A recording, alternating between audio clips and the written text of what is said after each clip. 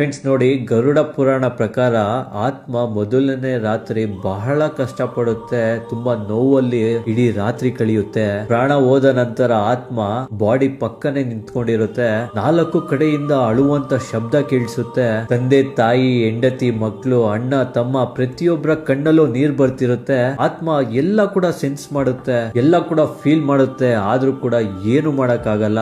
ಅಳ್ತಿರುವಂತ ಮಕ್ಕಳನ್ನ ಅಪ್ಕೊಳಕ್ಕಾಗಲ್ಲ, ಅಳ್ತಿರುವಂತ ತಂದೆ ತಾಯಿ ಕಣ್ಣೀರ್ ಓಡ್ಸಕ್ಕಾಗಲ್ಲ.